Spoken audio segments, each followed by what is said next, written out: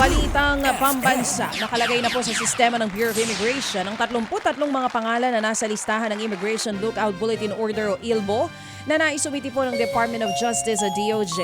Ang paglilinaw po ng BI, monitoring tool lamang ang ILBO at hindi isang whole departure order at hindi rin po ito warrant. Layunin lamang nitong bantayan ang mga nasa listahan na sangkot sa flood control scandal kung magtatangka silang umalis ng bansa. Sa ngayon, bukod kay Zaldico, wala pa raw ni isa sa mga nasa ILBO ang umalis ng bansa. Kapag naman mag-a-abroad, aminado ang BI na hindi na nila matatrack kung saang bansa pupunta ang mga pinababantayang personalidad dahil pwede lang silang i-monitor sa abroad kapag may warrant na. At kung ipinahahanap na sa Interpol. Kumpiyansa naman ng BI na hindi makakapuslit palabas ng bansa ang mga nasa ILBO nang hindi dumadaan sa kanila. Hindi po natin maaalis ang posibilidad na yan, but these areas po are tightened already ng local government unit and yung police. So far may mga nakikita po tayong interceptions nila at saka arrest. We're hoping po na maging tight po yung pagmamonitor doon sa mga kinukonsidera natin na areas of concern na nagagamit po for illegal migration. Yan nga po ang tinig ni Immigration Spokesperson Dana Sandoval.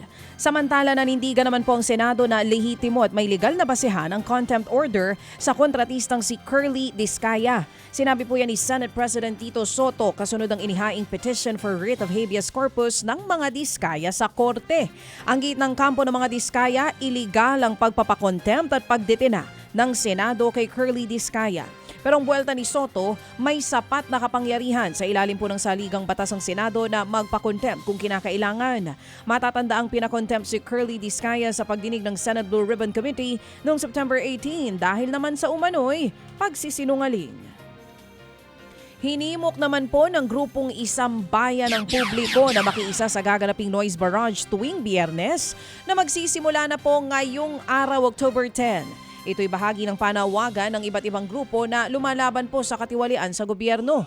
Hinihikayat ang lahat na makiisa, magsuot ng kulay puting damit o kaya naman ng paglalagay ng puting ribbon.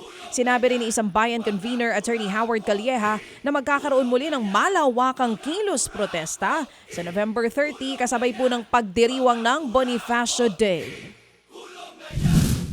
I-unify na po natin yung Luneta at saka EDSA. Ngayon nagtitingin tayo ng malaking lugar kung hindi tayo mapagbigyan ng kasi yung hindi namin akalain na yung last September 21 umabot tayo ng EDSA Shrine, no? From the People Power Monument umabot pa tayo ng EDSA Shrine. Akala natin hanggang doon lang o kokonti tayo pero makita natin yung talagang galit hanggang flyover nandun ang mga tao. So, hihingi tayo ng permiso kung mas malaking lugar yung mabibigay nila sa atin o kung hindi man doon maghahanap tayo ng mas malaki pang area, maybe Luneta or maybe the whole stretch of EDSA. Yan nga po ang tinig ni Isang Bayan Convener Attorney Howard Calleja. Mga kapatid, brothers and sisters, saan ka pa? Dito na tayo sa totoo. Dito na tayo sa True FM. Mga kapatid, mag-subscribe and follow po kayo sa social media accounts ng True Network PH. Yan po kami. Hanapin nyo lang True Network PH, Facebook, Instagram, YouTube, TikTok, and podcast. Mapa Apple or Spotify man yan, mahahanap nyo kami. Lahat ng mga napapanood at napapakinggan nyo po sa programa, nasa social media accounts namin yan. So, paano mga kapatid? See you sa social media!